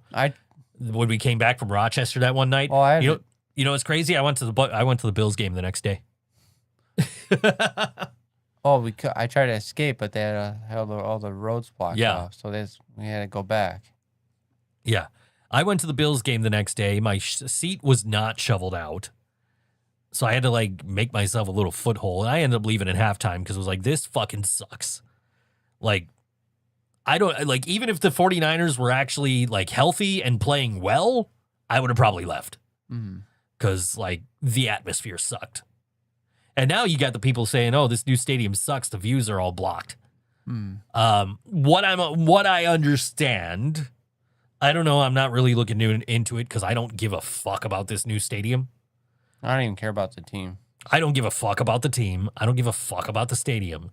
But my understanding is, I mean, I guess I kind of care about the stadium because I might go to like shows there. Or I'll probably go like if the Niners come to play. But like, I ain't going to Bills games for the most part, unless it's against the Niners. People are saying there's all these obstructed views, but my understanding is like the obstructed view seats are like, they're good for concerts. You can see like where the stage would be. You just can't see like the field. So they'd be good for concerts and they're not being sold for football games. That's my understanding. Which, why you build a stadium that has less seats than the previous stadium and then you can't even sell some of those seats, I don't understand. Why we have an outdoor stadium in Buffalo when you could have just spent the extra money and put the fucking dome on it and then you could have had events there year round, I also don't understand. I get like, oh, it's an advantage for the Bills because they can play in the snow and teams like Miami can't play here because they're so used to the sunshine. Like, I get it's a stadium feature, but it's also like, it's really fucking annoying as a fan of not that team. It didn't even work. It rained that day when they had the team there. Yeah, I saw that. It didn't even work. So the upper part is like covered though, at least. So like, I feel like if I went to a game and I bought cheap seats like I did when I went to see the 49ers play, I feel like I would be able to see. And I feel like I wouldn't have to walk through. I wouldn't have to like basically hand shovel out my own seat. I feel like it would be covered enough where I would actually be able to sit down and watch the game and not have to worry about drunk-ass Bills fans getting ever so closer to me and fucking elbowing me and shit. Or go to a Sabres game. I would much rather go to a Sabres game, too. But I'm a Sabres fan. I'm not a Bills fan. I'm a 49ers fan. So my closest game this season is at MetLife Stadium in New Jersey. So that's what I'm attempting to do this year, is go to MetLife and see the Niners play the Giants. Which I don't want to do because, like, there was a season where the Niners played their first 2 games at MetLife Stadium, one against the Giants, one against the Jets. And there were so many injuries because of how bad the turf was at MetLife Stadium that season. I think they fixed it since then. But there were so many injuries. I don't know if I want to go and see my team just fucking, go down to like ACL tears and shit, Yeah. But they fucked up on the stadium. They fucked up on the helmets and the jerseys. oh, jeez, the fucking, the Steel City. No, that's Pittsburgh. What the fuck? The Nickel City fucking jerseys. Hey, I will give them credit for this. At least they don't look like other teams' jerseys this time. Because when I went to that Bills game against the 49ers, Brock Purdy was injured the week before. Like, he didn't play the week before. Yeah. The guy who played for the 49ers the week before was Kyle Allen, who also happens to wear number 17, which is Josh Allen's number. So when I went to this Bills game, I saw so many people in red number 17 Allen jerseys. I'm like, man, you guys saw Kyle Allen last week. You really liked him play, huh? You went and bought his jersey. But no, they were red Buffalo Bills jerseys because, Buffalo can't have a fucking original thought. But hey, at least these gray jerseys are fucking unique. I'll give them that. Helmets suck. I don't hate the helmets. I honestly don't hate the helmets. Everybody wants the old helmets. I mean, bring back the fucking red helmets, yes. But I don't hate the blue helmets. I don't like the gray jerseys. I will give you guys that. I don't mind the helmets. They do not bother me. They're creative. I will say that. I mean, all of it's just a cash grab anyway. I hope you do better in those than you did in your stadium series jerseys last year. Stadium. It was what the fuck? The stadium jersey with the fucking silver fucking buffalo on the helmet that you did last year. Mm-hmm. The rivals jerseys. That's what that was, because the Niners wore those cool black ones and lost to the Seahawks. So anyway, but yeah, I really don't hate the helmets. The jerseys, but Buffalo is no stranger to ugly fucking jerseys. Today is actually the anniversary of when I bought the Turd Burger jersey. I saw it in my memories this morning. John's like, what the hell's a Turd Burger jersey? Yeah. Do you remember we had those jerseys? They were yellow on the front and blue on the back. You remember those Sabres jerseys? Maybe. Okay. If I showed you a picture, you'd know. But yeah, they were worse than the fucking Slug. Oh, Donald Trump hairdo? Yeah, those were not great, but they sold really fucking well. And people are like nostalgic for that shit now. But these fucking jerseys, right? So Sabres president at the time, Ted Black, says, if the jerseys are bad, if the jerseys are a turd burger, I'll eat it. And so the jerseys got nicknamed the Turd Burger. They're gold on they're yellow on the front with a Sabres logo, and it says Buffalo right above the logo, very small. And on the back, it's got like a weird font, and it's blue. Here's what I'll do. I will search for Turd Burger and images. And there it is right there. Those jerseys. Never seen those. You never saw those? Lucky you. I went to a game where they were playing them. I went in. I'm like, I looked at the security guard. I'm like, I think it might have been the season I fall out of love with them. I'm like, is this ugly jersey night? I'm surprised there's not way more fucking results for these jerseys. Yeah, these ones right here. Just awful. There's Jack Eichel wearing one. Yeah, I've got one. Mine's a Ryan Miller jersey, I think. Yeah, those things were ugly, man. The only reason I own one is because I own most of the Sabres jerseys. I've never seen them wearing them before. Yeah, well, they only wore them What for one year? Oh, geez, I don't even know. 2015 looks like. Oh. Let's see when Sabres wear The mustard jersey? Turd Burger jerseys. The Sabres wore the Turd Burger jerseys from the 2013 to 14 NHL season through the 24. So they wore them for 2 years, 2013 through 2015. The Sabres introduced the controversial third jersey, now known as the Turd Burger, for the 2013 to 14 season, with the first on-ice appearance coming on November 24th, 2013 against the Detroit Red Wings. The design featured a gold front and navy blue back, a color combination and style that drew widespread criticism from fans and media. According to franchise jersey history, the Turd Burgers were part of the Sabres uniform lineup for 2 seasons, from 2013 to 2014 and 15. After that, the team moved on to new alternate designs for subsequent seasons.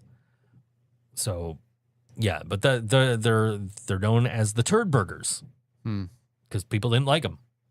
I didn't like them. I had a chance to buy one for like $3, and I don't know why I didn't. I think I think the store that had them was closed anytime I was near it because it was in Niagara Falls, and I was only in Niagara Falls at night. So I didn't get a chance to buy one for like $3. I think I spent like 15 though. I did not pay much for that jersey, but it's a Ryan Miller one. I've got all the Sabres jerseys except I don't have a white slug. I don't have the red butter knives jersey. And I don't have the 40th anniversary jersey, which is the one that says Buffalo across the chest and has the really cool stitching on the numbers. Like, I don't have that one. I don't think I've ever seen that one either. You've totally seen that one. Everybody fucking had those except for me. Sabres 40th anniversary jersey. These ones. Oh, yeah, never mind. They're ugly. No, they're not. I love these ones, man. I just never got one. I didn't have the money for it. I am looking for Sabres 40th anniversary jersey if anybody's got one. But yeah, it's size large, please. But yeah, I'm missing those, the red butter knives from the late 90s, early 2000s. And I'm missing the white slugs. The red butter knives. What the hell is that? You don't know the butter knives jerseys? No, I don't. I know the red jerseys. Yeah, the red jerseys.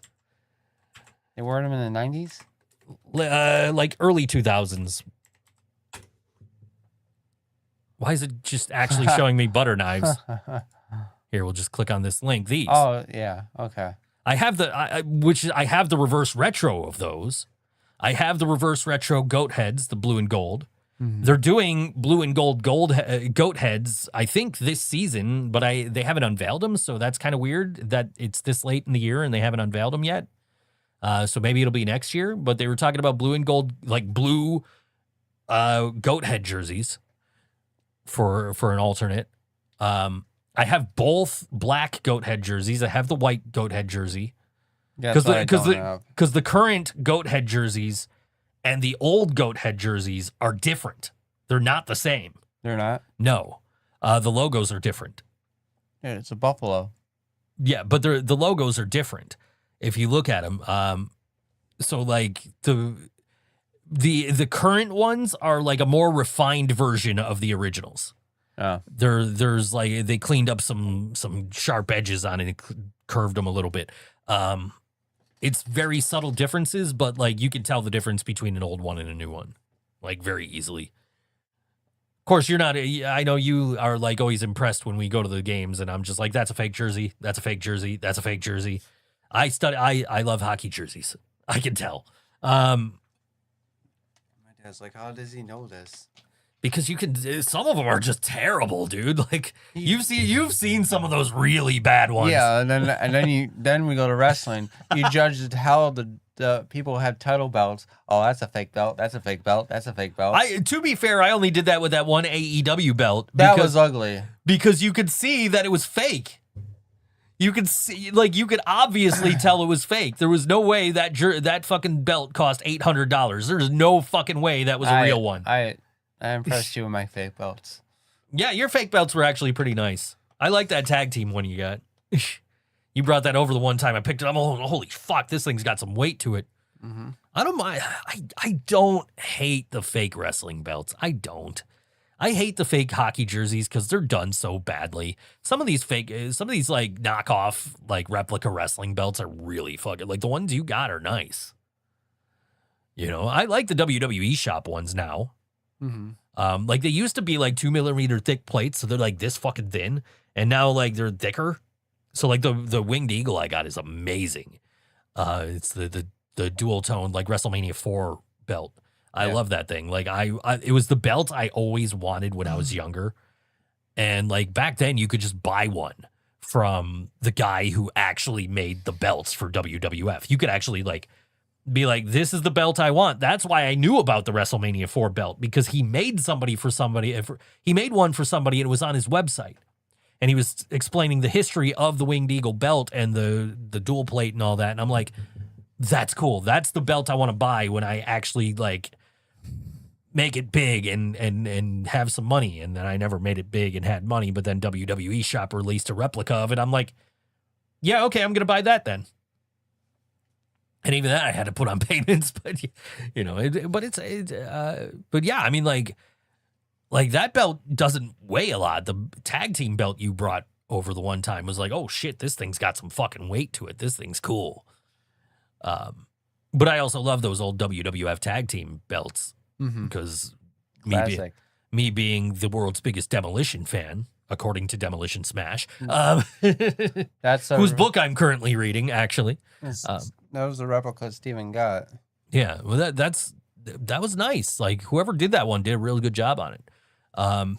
But like no, that AEW belt we saw at the show at the arena, you could tell it was fake. oh yeah, that was strap. that thing was a piece of shit. That strap was falling apart and everything. Yeah. There's no way that thing cost $800. Like there's no fucking way that was a real one. But the fake jerseys I can point out because like there's always differences. You can tell by the stitching. You could tell by like some of them have the stripes in the wrong place. Some of them have the numbers in the wrong place. Some of them the numbers aren't even centered on the back, or like the Adidas logo. Like they'll have the Adidas logo. I saw one. So like the Adidas logo is supposed to be center. Like picture the screen as like the back of the jersey. The Adidas logo is supposed to be here. And I saw this jersey where the logo was like over here.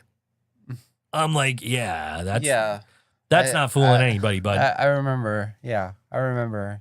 And I get hockey jerseys are expensive. I spent my bonus money from work, $800, bought you a jersey, bought me a jersey. You bought me a hat. I didn't let you buy me a jersey. Bought myself a jersey, bought my dad a jersey. I wasn't asking you to spend. I also already had the jerseys, so you didn't need to buy me a jersey. That's that job. I grabbed some good money. Yeah, I actually the goat head, like the current goat head and the reverse retro goat head. I grabbed like they came out like in back-to-back weeks, and I was at the Sabres store back-to-back weeks buying brand new jerseys. But yeah, I got my I got all the current jerseys, so there was no way I would have been like, yeah, buy me a jersey too. And you bought the Fanatics brand jerseys, so they don't have the details of the crest. They're not. I'm not saying they're fake jerseys. They are official licensed replicas. They are real jerseys. It's the actual manufacturer that makes the real jerseys. So it's not like, you know, I would see your jersey and be like, oh, that's cool. You know, I wouldn't be like, that's fake. No, the guy's not on the team anymore, so it's pointless to wearing it. Yeah, I got to get a hold of my uncle. He was supposed to buy my Alex Tuck painting, but yeah. That's why I don't buy player jerseys. That's why I always buy blanks. I'll buy blanks now. Yeah, I buy blanks. Unless it's like last chance to buy. Like my 50th anniversary jersey is a Jack Eichel jersey. And I would have gotten it without a player name, but by the time I decided to buy one, they weren't selling them anymore. So I had to like basically wait. And those were the first ones that had like the tufting in the buffalo on the chest plate, on the crest on the front. And the Fanatics ones, like yours, didn't have it. Like you have the Fanatics and it doesn't have the tufting on it. Whereas my Adidas ones have the tufting, which is weird because my Fanatics Winter Classic jersey. Oh, I'm missing the other Winter Classic jersey, but that was just a classic jersey anyway, and I have that jersey, so I guess I technically have. Anyway, whatever. But the Winter Classic jersey I have is a Fanatics brand jersey, and it's got the tufting. So I'm like, that's weird. Why doesn't the 50th have the tufting? Like, why don't the current Fanatics jerseys have the tufting? Like, they're capable of it, which obviously, because now they make the jerseys for the entire league. But anyway, yeah, my 50th doesn't have that because it's a Fanatics. It was the only thing I could get. They were selling them. They were like, we have a very limited supply of Jack Eichel and Rasmus Dahlin jerseys available at the Sabres store today only. So I had to like rush down there, buy myself the Jack Eichel because they were out of Dahlin in my size. So I got the Jack Eichel 50th anniversary jersey, Fanatics brand. And so, but like, it's that kind of sucks that it's like, you know, like it's got Jack Eichel on it. Fuck Jack Eichel, you know? But like the turd burger I bought with Ryan Miller's name on it because Ryan Miller doesn't play for the team. Like he's retired, so it don't matter. It'd be like buying a Hasek jersey or something, you know, or Miroslav Shatan jersey or Michael Pekka. They're honoring, Fontaine. yeah, they're honoring Vanek and somebody else. I forget who. Vanek and somebody else. They're adding to the Hall of Fame this year. Let's see. Thomas Vanek. Give me news. Thomas Vanek and Jason Pominville, January 14th, are entering the Buffalo Sabres Hall of Fame. Nice. All right, we got to go. It's time. Yes. Coming up on Saturday night, this is at the Rock in Buffalo, which is 1800 Union Road, which I can actually get to on my bike. I've actually rode by there a few times now. No, actually, this is Friday, so I should have played this earlier in the show. That's my bad. Oh, well. Friday, August 14th from 8 p.m. to 11 p.m. at the Rock in Buffalo Saloon. It's a $10 cover at the door. It is the Dreadnecks and Crop Circle Worship, which means you are seeing the same band the whole night because Crop Circle Worship is at least two members of the Dreadnecks. But this is Crop Circle Worship. This song is called, what the fuck does that say? Deadlights? Deadlights. On All WNY, Think So Joe Show. We will see you next week. Don't forget to like, share, and subscribe. On All WNY, Think So Joe Show.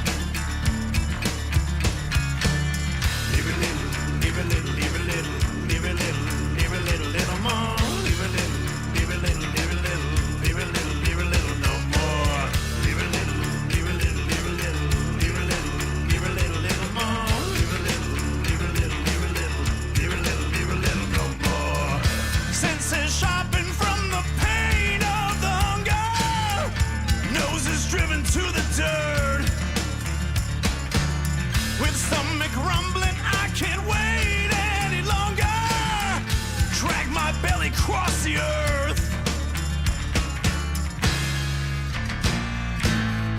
drawing closer to this decadent odor.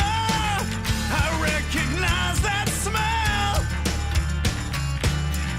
hypnotized by the stale bloater, salivating from the kill. Look